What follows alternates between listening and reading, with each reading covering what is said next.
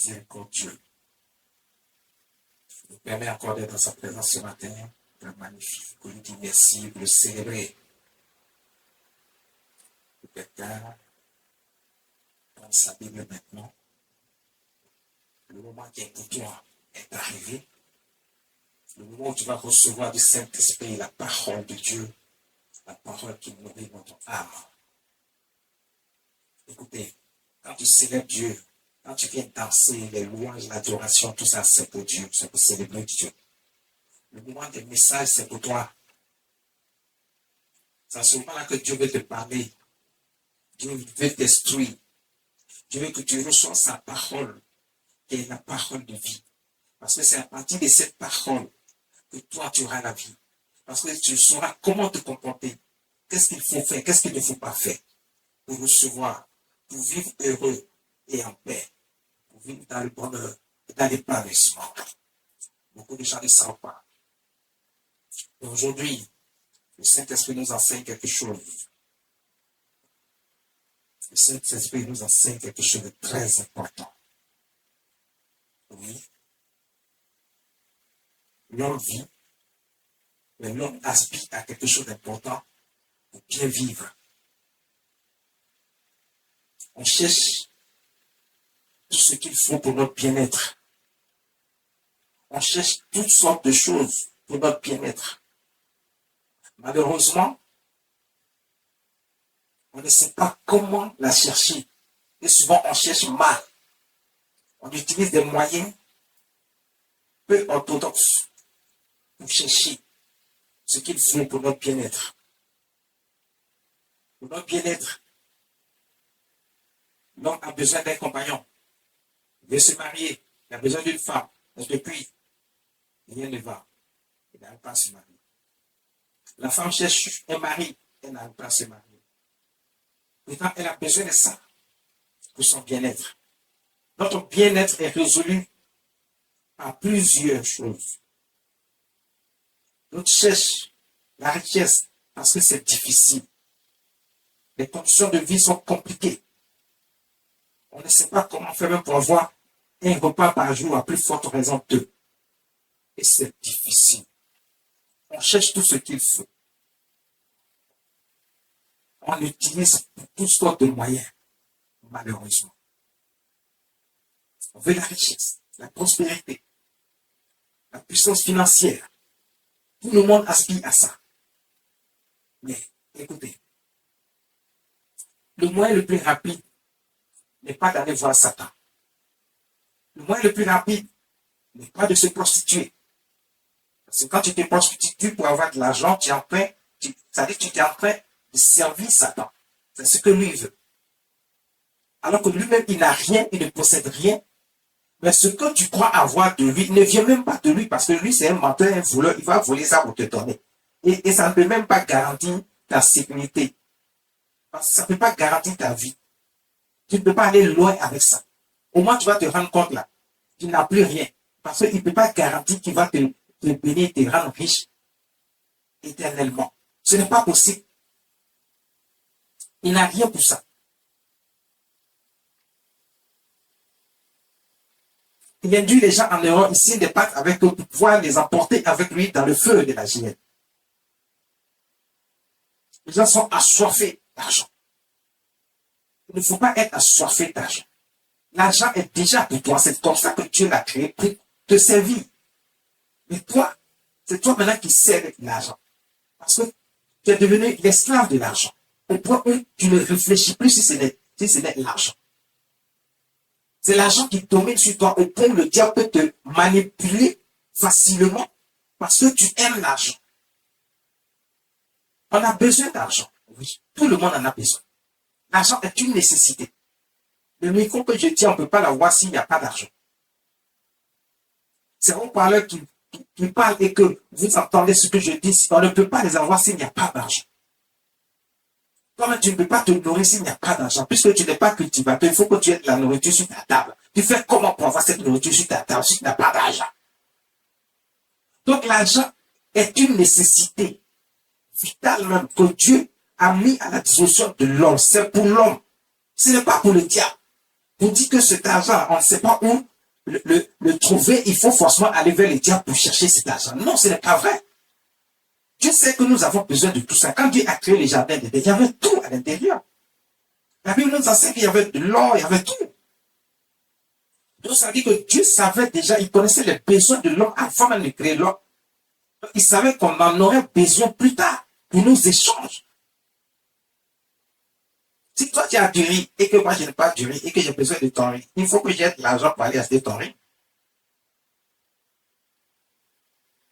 Donc l'argent est une nécessité et Dieu le sait. Il n'a pas dit qu'on ne doit pas avoir de l'argent.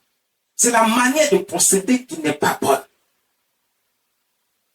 Donc Dieu lui, il a mis de côté déjà l'argent pour toi. C'est comme ça qu'il avait mis de côté. Dans les jardins d'Éden, il y avait de l'or, il y avait tout ce qu'il faut pour l'homme. L'homme n'avait même pas besoin de faire d'efforts. C'est comme ça qu'aujourd'hui, Dieu te demande de ne pas faire d'efforts, mais simplement de poser une action qui garantit toi ta part de prospérité, ta part de bénédiction. Alors, en ce moment-là, comment provoquer la prospérité? Comment recevoir ta part de bénédiction? Quoi faire?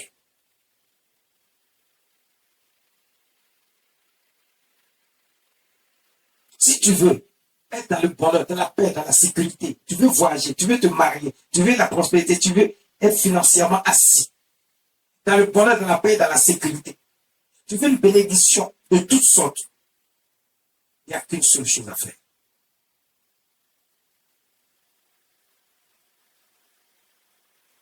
Regarde seulement à Jésus et tu seras béni.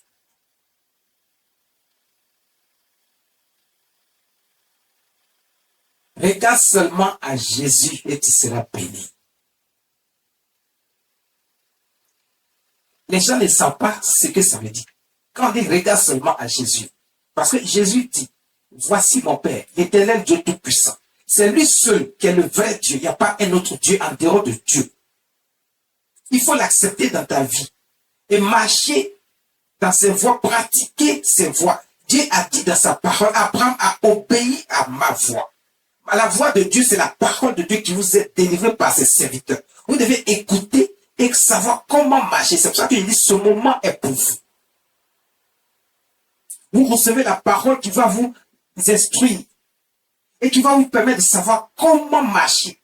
Et c'est à ce moment-là que chacun saura comment recevoir sa part de bénédiction. Parce que ta part est déjà là, c'est pour toi. C'est toi qui ne le sais pas, mais tu as déjà ta part de bénédiction qui est là.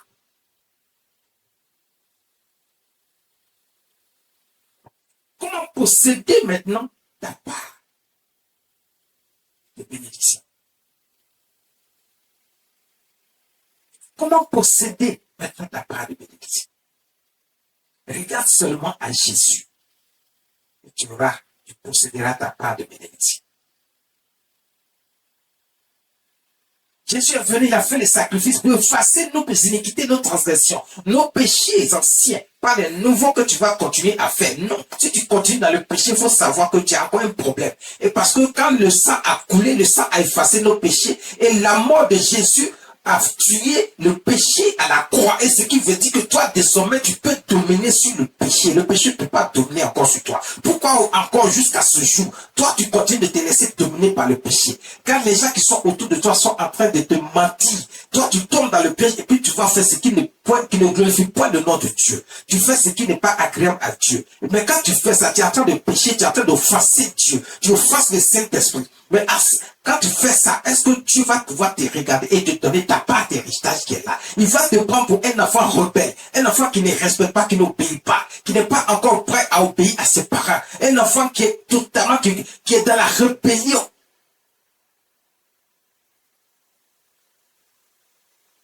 Et tu ne recevras pas. On te parle de Dieu, tu n'écoutes pas. Tu ne veux même pas accepter que Dieu existe. Parce que dans ta bouche, il ne sort jamais rien de bon. Tout ce qui sort de ta bouche ne concerne pas Dieu. Quand on parle de Dieu, tu es aigri. C'est toi qui vas trouver des arguments pour justifier tes actes. Tu as toujours quelque chose, une solution, une réponse à tout ce qu'on te dit. Tu aimes te justifier. Parce que tu n'as pas encore compris que Dieu seul est le seul moyen pour toi de rentrer dans ta gloire, dans sa gloire. Dieu seul est le seul moyen pour toi de bénéficier de ce dont tu as besoin pour ton bien-être. La richesse que tu cherches se trouve avec Dieu. Ça se trouve avec Jésus. Donc, regarde seulement à Jésus et tu recevras ta part de bénédiction. Recevoir, tu recevras. Parce que si tu regardes à Jésus, tu sais que Jésus est Seigneur, il est venu pour toi. C'est les actes qu'il a posés, l'enseignement qu'il a apporté, la démonstration de la puissance du Saint-Esprit qu'il a manifesté ici sur la terre, c'était pour te dire que tu n'as pas besoin d'aller voir ailleurs. Il n'y a pas quelqu'un qui peut faire mieux. Lui seul Dieu détient tout, tout lui appartient. Si quelqu'un dit que tu vas quelque part, tu peux avoir quelque chose, c'est un voleur. Parce que tout appartient à Dieu. Rien n'appartient à personne d'autre si ce n'est à Dieu. Donc c'est Jésus seul qui peut te donner. Ce matin, le Saint-Esprit nous dit, regarde seulement à Jésus et tu auras ta part. Il nous a dit tout le long de l'année, si vous voyez un peu que les messages se ressemblent en cette année, il y a des petits points qui font la différence. Je vous ai dit que l'homme est resté longtemps dans la misère, dans la pauvreté. On vous méprise. On vous traite comme des moins que rien. Vous-même, vous avez tellement été traité des moins que rien que vous doutez de votre propre vie. Vous doutez de vous. Vous ne croyez même plus en vous. Au point où vous n'avez plus la foi, vous avez perdu la foi. Vous ne croyez même plus que Dieu existe. Parce qu'on vous a fait douter de vous depuis longtemps en vous enseignant du faux. Et je vous ai dit depuis la fin de l'année dernière, je vous ai dit, on va rentrer dans une année parce que cette année est une année où Dieu accorde sa grâce et sa faveur. C'est une année de récolte. C'est-à-dire cette année-là, tu dois récolter. Il n'est plus question qu'on vienne dire que toi tu es encore pauvre. Il n'est plus question qu'on dise que toi tu n'as pas d'enfant. Il n'est plus question qu'on dise que toi tu ne peux pas te marier. Il n'est plus question qu'on dise que toi, on a refusé ton visa et que tu ne peux pas voyager. Il n'est plus question qu'on dise que toi, tu es moins que rien et puis on te méprise. Et les gens même qui ne sont rien, c'est eux qui vont te mépriser. C'est l'année de la récolte. Maintenant, comment récolter, c'est ce que nous avons vu depuis la fin de l'année. Et nous allons continuer tout le long de l'année. C'est pour ça qu'on voit qu'il y a quelques points qui se ressemblent dans le message de cette année. Parce que c'est l'année de la récolte. Donc vous verrez que en toutes choses, on vous enseignera sur comment recevoir de Dieu. Et c'est ce qui manquait au peuple de Dieu. C'est pour ça que vous restez dans la misère. C'est pour ça que vous restez dans la pauvreté et vous ne comprenez pas ce qui se passe. Et vous ne devez pas rester dans la pauvreté, dans la misère. Parce que Dieu ne vous a pas créé pour être pauvre. Il a dit qu'il ne veut même pas voir un pauvre dans sa maison. Dieu l'a dit. Je mets au défi quiconque dit que Dieu n'a pas dit ça. C'est écrit dans la Bible. Dieu dit ne veut pas voir de pauvres dans sa maison. Pourquoi est-ce que vous enseignez aux gens qui doivent être pauvres et que c'est au ciel qui doivent recevoir le part de bénédiction? Ce n'est pas vrai. Si c'est au ciel, pourquoi Dieu a béni Salomon sur la terre? Pourquoi Dieu a béni Joseph sur la terre? Pourquoi Dieu a béni Abraham sur la terre? Isaac, Jacob, David, Daniel et ses compagnons, et j'en passe. Et de nos jours, dans cette génération, Dieu a béni plus d'un. Mais parce que Dieu bénit, il n'a jamais dit que son peuple doit être des pauvres. Il n'a pas dit que dans sa maison, il doit avoir des pauvres. Il n'a jamais dit ça. Dieu ne veut pas de pauvres dans sa maison. La pauvreté, c'est à tous les niveaux. Ce n'est pas seulement de l'argent. Quand tu n'as pas d'enfant, tu es très stérile. Mais ça veut dire que tu es pauvre. En procréation, tu ne peux pas faire d'enfant. Donc la pauvreté, c'est tout ça. Tu vas rester dans l'amertume tout le temps.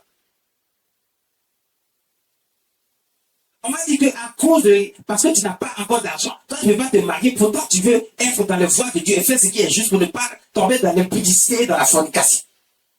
Mais tu n'as pas d'argent pour te marier, tu es là, tu tournes, tu ne sais pas où aller trouver l'argent pour marier ta fiancée. Pourtant, Dieu a prévu quelque chose pour toi. Pour que tu ne sois pas dans la pauvreté que tu tues, mais que tu aies les moyens qu'il faut pour te marier.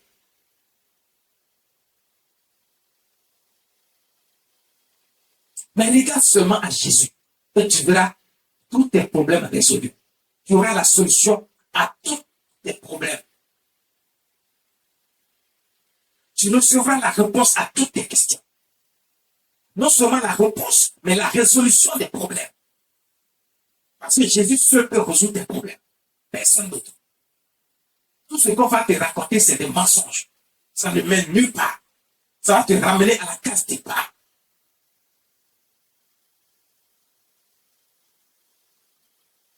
Regarde seulement à Jésus.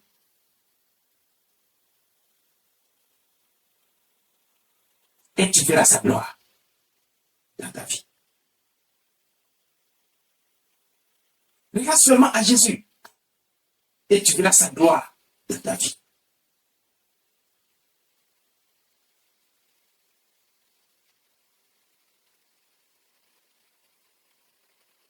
Il y a des actions qu'on pose.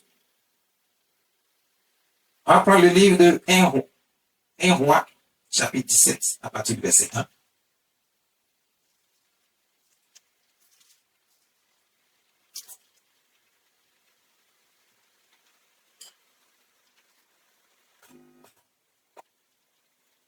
Un roi, chapitre 17, à partir du verset 1. Élie, le Tishbite, l'un des habitants de Galade, dit à Akab, l'Éternel est vivant, le Dieu d'Israël dont je suis le serviteur, il n'y aura ces années ni rosée, ni pluie, sinon à ma parole. Verset 2. Élie est un prophète. C'est le prophète de l'Éternel. Et Dieu a parlé à Élie.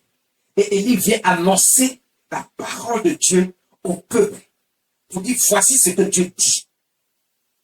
Dieu dit, il n'y aura pas de pluie. Il y aura donc la famine. Mais pourquoi Dieu craint la famine sur son peuple?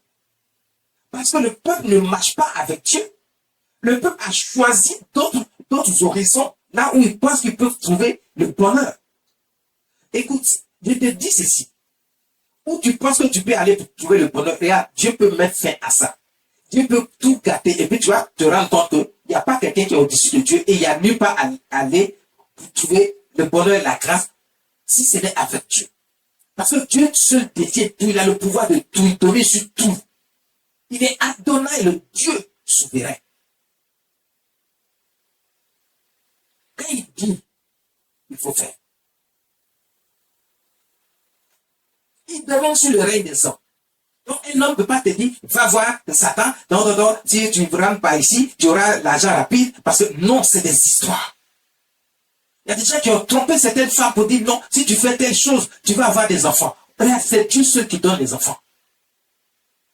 Ce n'est pas un arbre, un canari, une rivière, ou du sang de quelqu'un qui va te donner l'enfant.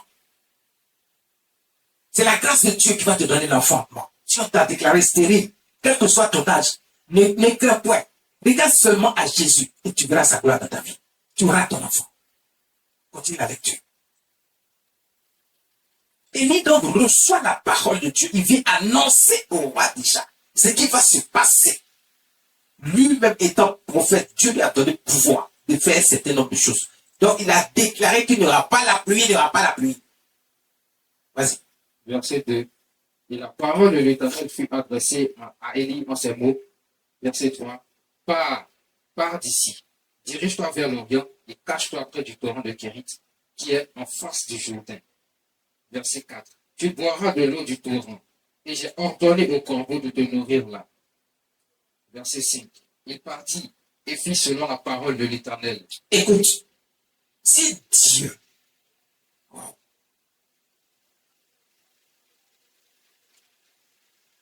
si Dieu peut ordonner à un oiseau de te nourrir, regardez, Dieu avait nourri le peuple de Dieu dans le désert. Il faisait descendre la nourriture, la manne, qui était comme du pain. Mais c'est le meilleur pain qui vient du ciel, qui vient de chez Dieu, dans les cieux, là où lui-même il se trouve. C'est le pain qui est là-bas qu'il mange. C'est ça qu'il a envoyé dans le désert pour que les gens mangent. Ils mangeaient, ils étaient bien nourris. Ils grossissaient même avec ce pain. Il leur donnait la caille comme de la viande. C'est la meilleure viande. Ils mangeaient. Voici ici, Élie, il dit à Élie, va te cacher. Parce que j'ai posé une action. Mais les gens vont dire que c'est toi. Mais c'est la puissance de Dieu qui est manifestée dans son serviteur. Mais va te cacher, mais tu seras caché. Toi seulement, tu auras de l'eau. Regardez, Dieu ferme les cieux pour qu'il n'y ait pas de pluie, mais en même temps, il donne de l'eau à son serviteur, le prophète. Ce qui veut dire quoi? Ça veut dire que si toi, tu es dans les grâces de Dieu, tu as regardé simplement à Dieu, regarde, tu recevras ta part de Dieu. Quelle que soit la situation qui va se présenter devant toi, dans ton environnement, dans ton entourage, toi, tu seras protégé et sécurisé. Dieu protège son serviteur Élie. Il dit, va, toi, tu auras de l'eau, tu vas boire de l'eau, et tu seras nourri. Un oiseau viendra te nourrir. Wow. Vous voyez qu'il n'y a rien qui est impossible à dire. Parce que c'est pas qu'on pense qu'il y a quelque chose qui est impossible, on a des doutes, on a perdu la foi, on ne croit plus en rien. Mais regardez ces situations. Il n'y aura pas de nourriture dans le pays. La famine va tuer les gens. Ça va tuer les gens. Parce que quand ils n'auront pas mangé, ils vont mourir. Ils ont peut-être l'argent, mais ils n'ont pas de quoi manger. Parce qu'il n'y a pas de pluie pour qu'il y ait des récoltes. Et s'il n'y a pas de récoltes, il n'y a pas de nourriture. Ils vont mourir de faim. Mais Dieu va nourrir son serviteur. Pourquoi? Parce que lui, il a donné sa vie à Dieu. Parce que lui, il croit en Dieu. Parce que lui, quand Dieu a dit, c'est moi Dieu, il a cru à ça. Il dit, bon, tu vois, je vais te choisir à faire ceci. Il a cru.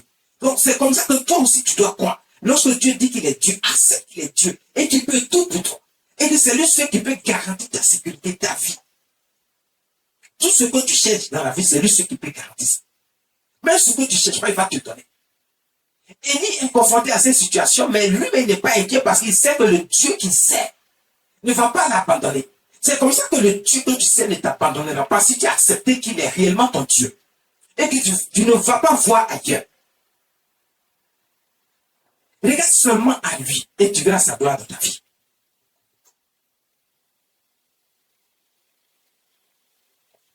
Donc, comme je l'ai dit, vous recevrez des messages comme ça tout le long de l'année qui vont vous permettre de savoir comment recevoir de Dieu. Comment ne pas être méprisé, rester dans la pauvreté, dans la misère, pour que les gens ne se moquent pas de vous, parce que vous savez désormais comment recevoir de Dieu. Quels sont les actes que vous devez poser dans votre quotidien? Continue la lecture. Verset 5. Il partit et fit selon la parole de l'Éternel. Allah s'établit près du torrent. Il alla s'établir près du torrent. Et il alla s'établir près du torrent de Kérit qui est en face du Jourdain. Verset 6. Les corbeaux lui apportaient du pain et de la viande le matin, et du pain et de la viande le soir. Et il buvait de l'eau du torrent. Les corbeaux, là, ils prennent le pain où? Ils prennent la viande où? Pour envoyer à Élie. Ils ont été envoyés depuis le ciel. Ils ont pris le pain du ciel, la viande du ciel, pour envoyer à Élie, pour le nourrir. Ça veut dire qu'il n'y a pas une situation que tu vas traverser, que Dieu n'a pas de solution pour toi. Ça n'existe pas. Mais pourquoi abandonner ce Dieu pour aller chercher ailleurs? Pourquoi abandonner ce Dieu pour aller chercher ailleurs?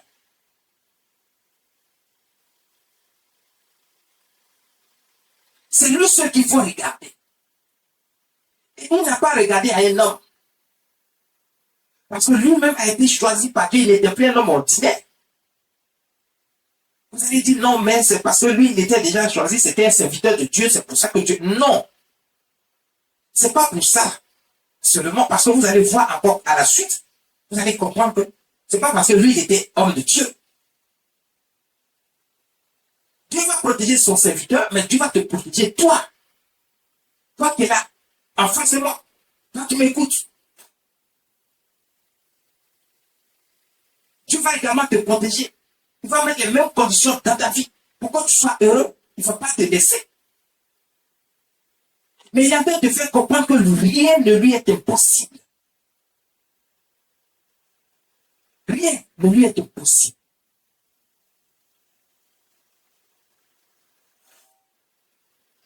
Il n'existe rien qui est impossible à Dieu. Ni sur la terre, ni dans les cieux. Et il était nourri et bien nourri. Il n'avait aucun problème. Continuez la lecture.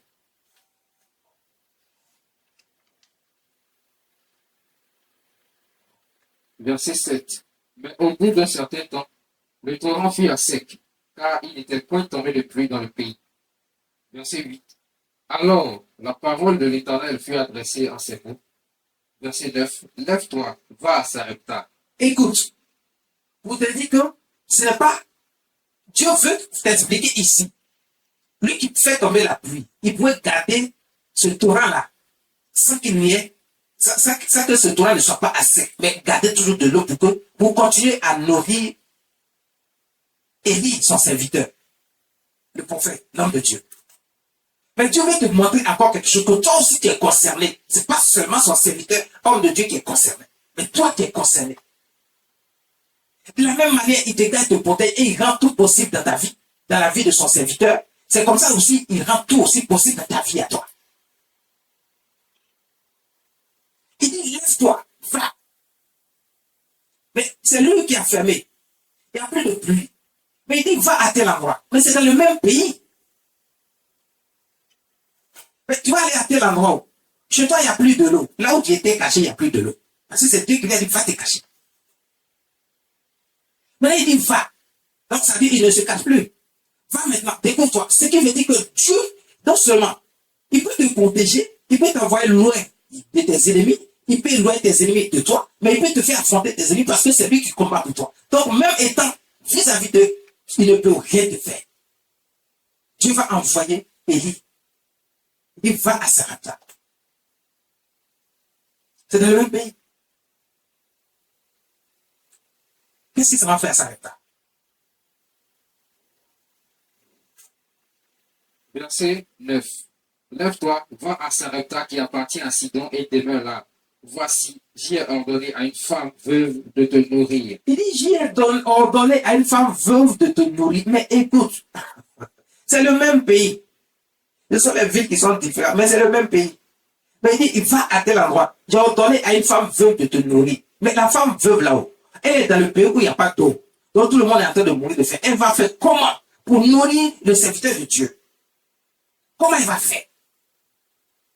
Souvent quand Dieu vous met à l'épreuve, il vous pose certaines actions. Vous ne voulez pas poser certaines actions parce que vous pensez que vous êtes en train vous êtes en train de donner à un homme.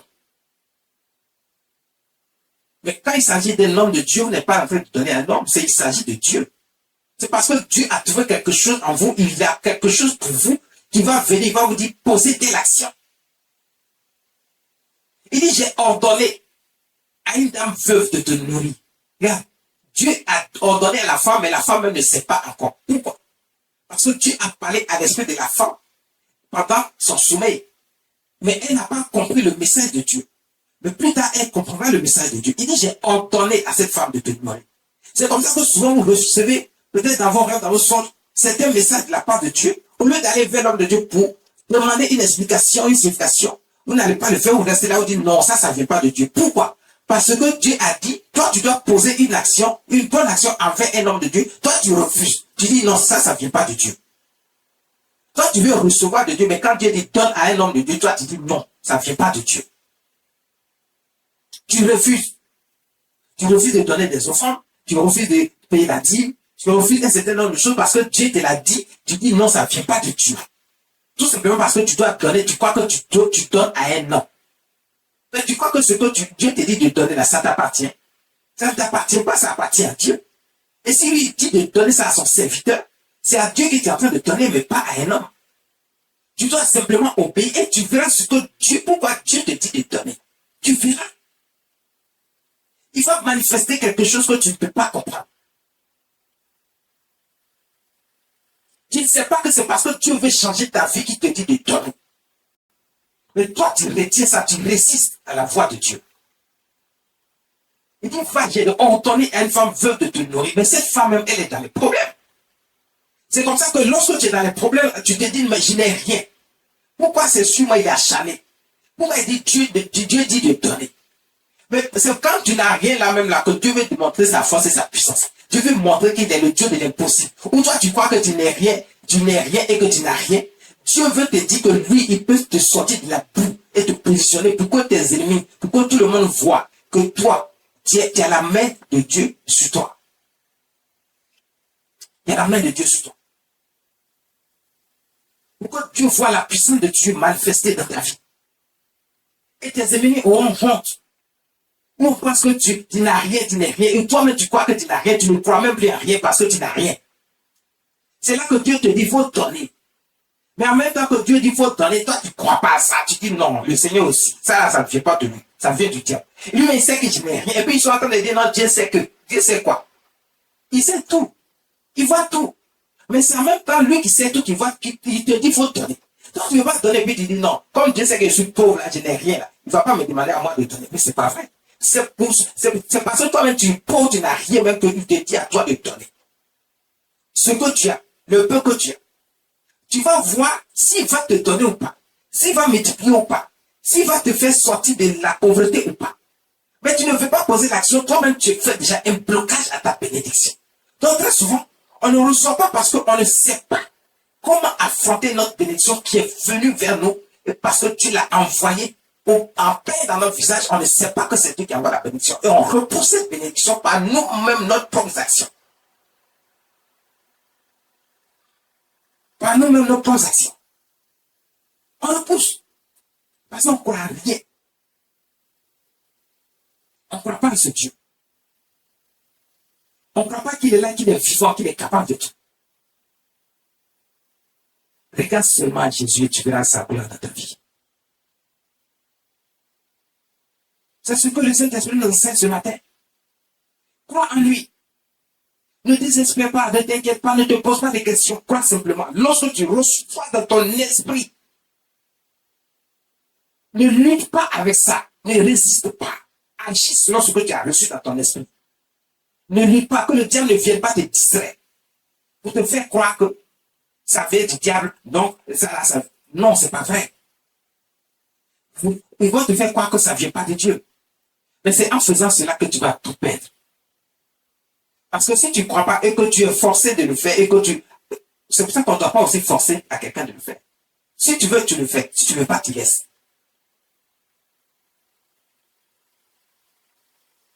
C'est lui qui perd sa grâce. Continue la lecture. Verset 10. Il se leva et il alla à Sarepta. Comme il arrivait à l'entrée de la ville, voici, il y avait là une femme veuve qui ramassait du bois. Voici une femme veuve. Elle n'est pas homme de Dieu. Elle n'est pas servante de Dieu. Mais elle croit en Dieu. Regarde seulement à Jésus. Toi, tu ne crois pas en Dieu. Parce que pour les moindres difficultés, tu désistes. Tu te rétractes. Tu retournes en arrière. Tu retournes dans les choses du monde. Dans le péché, dans l'iniquité. Parce que tu veux prendre un raccourci. Et avoir rapidement. Mais tu fais une erreur. Cette femme était dans le pays où il y avait aussi la famine. Elle était en train de mourir.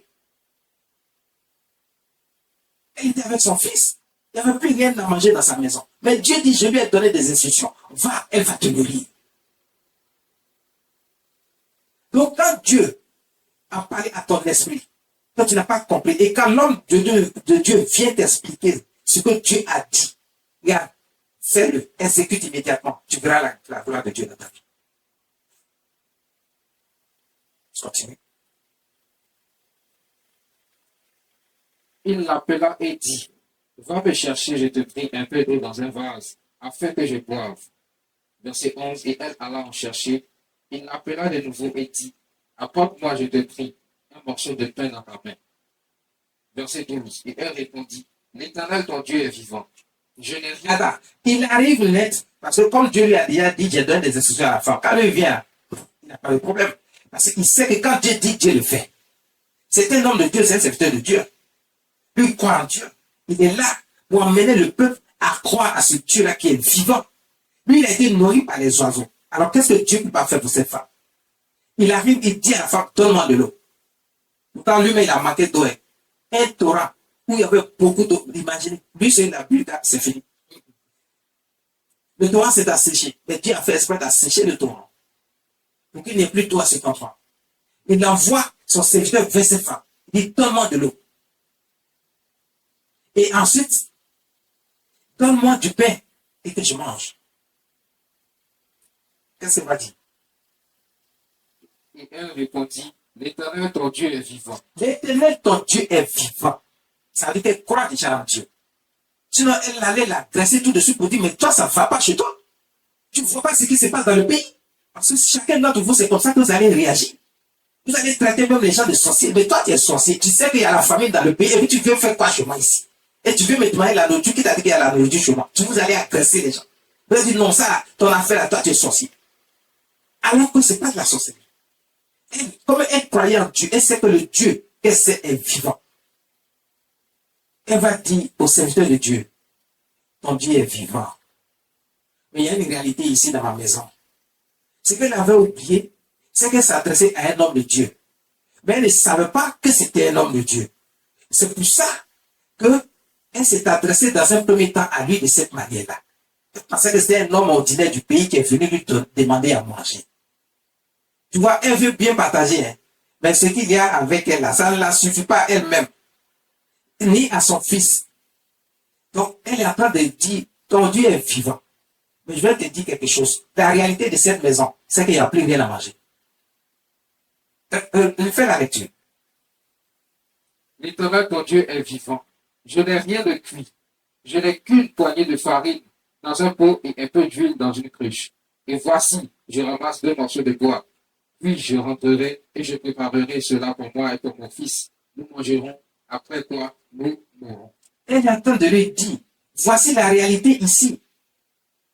Donc il n'y a rien à manger, mais ce que tu te demandes est compliqué. Où je suis ici, ben, je suis venu juste ramasser du bois pour faire ce petit pain pour donner à mon fils. Et après ça, là, on va mourir parce qu'on ne sait pas où on va trouver encore de la nourriture. Mais qu'est-ce que l'homme de Dieu va lui dire? Et c'est comme ça que toi, tu as souvent repoussé la grâce, la bénédiction qui est venue vers toi, qui est venue à ta porte. Parce que tu n'aimes pas partager. Tu es imbu de ta personne. Tu veux tout pour toi seul. Tu ne veux pas partager avec les autres. C'est Dieu qui donne et c'est Dieu qui te demande de partager. Mais toi, tu gardes pour toi seul. Tu ne regardes qu'à toi. Mais tu ne sais pas que ce que tu as là, Dieu peut l'enlever. C'est parce que le peuple était tourné vers le diable, Satan. Il ne faisait plus ce qui était juste devant Dieu. Ils ont pensé qu'ils pouvaient se passer de Dieu et puis il n'y a rien. Mais Dieu qui est le Dieu vivant, qui a créé les cieux et la terre, qui a créé tout ce qui vit, tout ce qui... Et lui, il sait comment faire pour priver l'homme de tout en un rien de temps. Même celui qui t'a menti, qui est dans les sectes là-bas et puis qui est en train de te mentir, lui-même, il peut mourir de faim. Parce qu'il ne peut pas créer la nourriture pour manger, c'est impossible. Donc ça veut dire qu'il ne peut rien faire pour vous, mais vous les suivez quand même. Il ne peut rien faire pour vous, mais vous les suivez quand même. Il faut suivre celui qui peut. Le Dieu vivant, le Seigneur Jésus-Christ. Qu'est-ce que va répondre l'homme de Dieu? Verset 13. Élie lui dit, ne crains point. Il ne craint point. Rentre. Fais comme tu as dit. Fais comme tu as dit. Va chez toi et fais comme ce que tu as dit. Tu dis, tu vas préparer un petit bout de pain. Va faire ça. Mais, Seulement, prépare-moi d'abord avec cela un petit gâteau et tu me l'apporteras.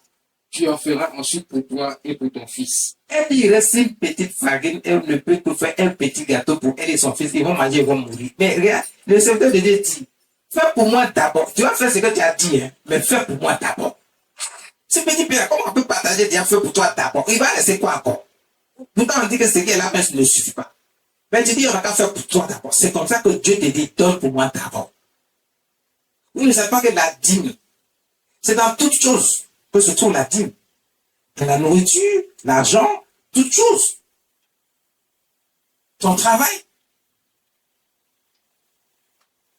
Les prémices font partie de la dîme. Si tu sèmes dans la vie d'un homme de Dieu, c'est à Dieu que tu as donné parce que c'est la part de Dieu. Dieu dit, donne-moi d'abord. Mais quand il a dit, donne-moi d'abord, et ensuite tu feras pour toi, il a compris que lui qui est en face là, c'est pas un homme ordinaire. C'est un homme de Dieu.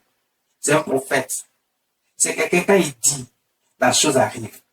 Elle a cru tout de suite parce qu'elle s'est rendue compte que ce n'était pas un homme du pays ordinaire qui est venu vers lui, vers elle. qu'est-ce qu'elle va répondre? Verset 14. Car ainsi parle l'Éternel, le Dieu d'Israël. L'homme de Dieu lui dit, c'est Dieu qui m'a envoyé ici vers toi. Donc Dieu ne peut pas te laisser comme ça dans la pauvreté, dans la misère, dans la faim. Vas-y. La farine qui est dans le pot ne manquera point. Il dit, la farine qui est chez toi ne manquera pas. Ça veut dire quoi? Dieu te dit, toi qui ne crois pas, toi qui doutes, toi qui as commencé à désespérer parce que tu n'as rien actuellement.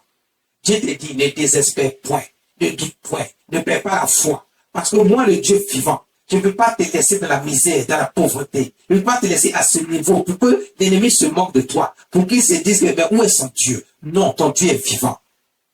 Mais crois seulement, regarde seulement à Jésus et tu verras sa gloire dans ta vie. Crois seulement, pratique ses voies. Ne te détourne pas de lui. Sois fidèle et loyal. Tu verras la gloire de Dieu dans ta vie.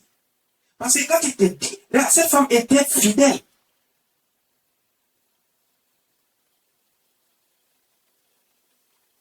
Elle était fidèle. Elle croyait en Dieu.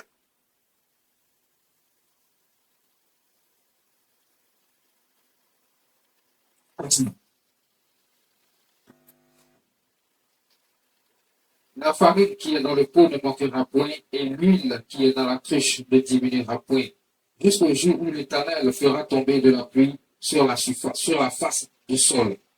Il est en train de lui dire, quel que soit le temps que cela va durer, le temps de la famine, où il n'y aura pas de pluie dans le pays, toi tu seras toujours nourri. Tu auras tout ce dont tu as besoin, en abondance, toi et ta famille. Voici ce que Dieu dit de toi. Donc c'est pour ça qu'il m'a choisi, il a choisi ta maison. Il a voulu que je vienne vers toi. Parce que tu as trouvé grâce aux yeux de Dieu. C'est comme ça, toi, tu as trouvé grâce aux yeux de Dieu. Mais quand Dieu te parle, tu dis non, ça là, ça ne vient pas de Dieu, ça vient du diable. Et tu ne veux pas poser l'action envers l'homme de Dieu. Parce que tu crois que ça vient de Satan. Mais si tu penses que ça vient de Dieu, et ça vient du diable, mais tu vas voir que parce que tu as refusé, la condition devient pire qu'avant. Parce que tu n'as pas cru en Dieu. Ta foi a totalement disparu.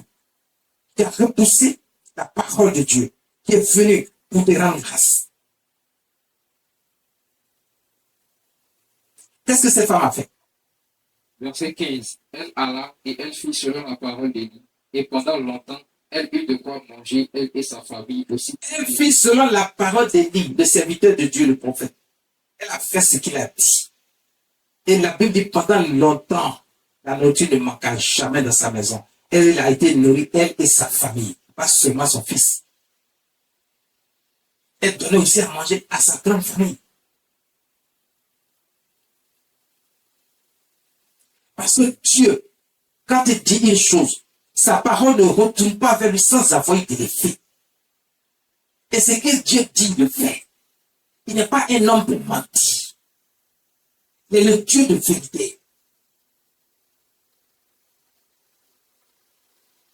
Il est le Dieu vivant.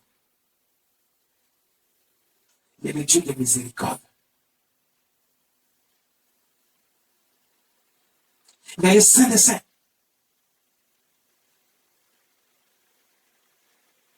Sa parole est la vérité. Sois dans la vérité, fais ce qui est juste droit. Marche selon Dieu, accepte Dieu. Regarde seulement à Jésus et tu verras sa gloire dans ta vie. Ne regarde nulle part ailleurs.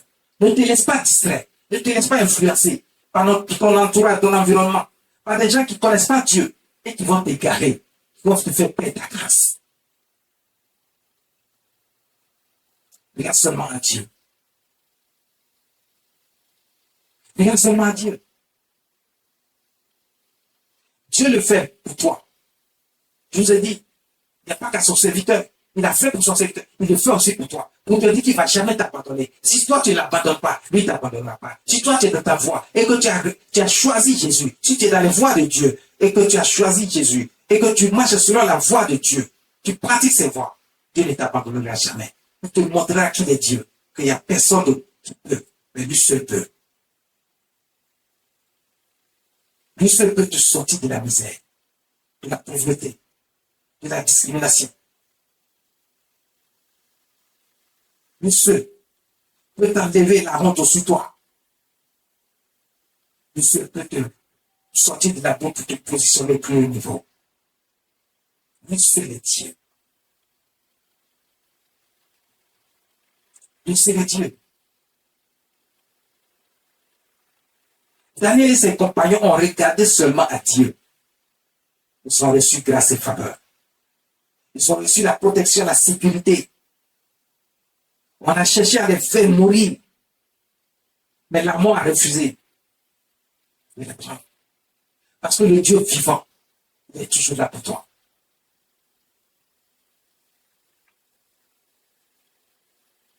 Dans la fournaise ardente, les compagnons de Daniel ont été protégés. Dieu a envoyé un ange.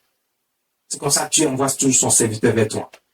Que ce soit un ange, que ce soit un homme de Dieu, Dieu envoie toujours son serviteur vers toi. Pour toi, pour ton bien-être.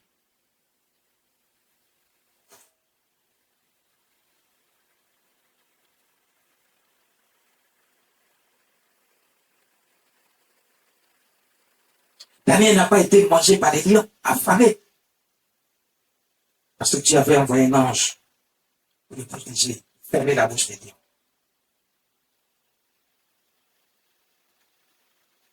L'ange a fermé la gueule des lions.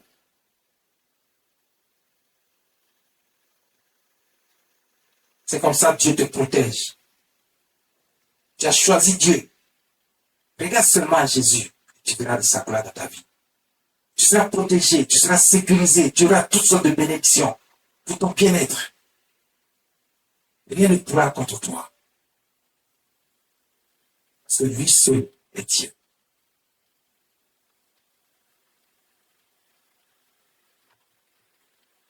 Lui seul est Dieu. Ce matin, le Saint-Esprit nous enseigne qu'il faut regarder seulement à Jésus. Accepter le Dieu vivant dans sa vie. Marcher dans ses voies, faire ce qui est juste et droit. Ne se tourner nulle part ailleurs qu'à Jésus, notre Seigneur. Ne retourne pas en arrière. Crois seulement, ne doute point. Et tu verras sa gloire dans ta vie. Il n'y a pas quelque chose que Dieu ne peut pas faire pour toi. Donc, tu penses que tout est devenu compliqué et que tu crois que c'est impossible. C'est là que Dieu aura la chose possible. Ce que tu dois faire, ne doute point. Garde la foi. Aie confiance. Ne doute point. Et ne crains rien non plus. N'aie pas peur. Parce que le diable va mettre la peur dans ton esprit. Va mettre la crainte dans ton esprit. Et la crainte et la peur dans ton esprit va te faire douter de toi-même. Et ça va te faire perdre la foi. Ce qui fait que tu vas t'éloigner de Dieu et tu ne recevras pas ta grâce. Reste fidèle. Garde la foi. Aie confiance. Ne doute point. Et ne crains rien. Et tu verras la gloire de Jésus dans ta vie. Regarde seulement à Jésus. Et tu verras sa gloire dans ta vie. Regarde seulement à Jésus. Et tu verras sa gloire dans ta vie.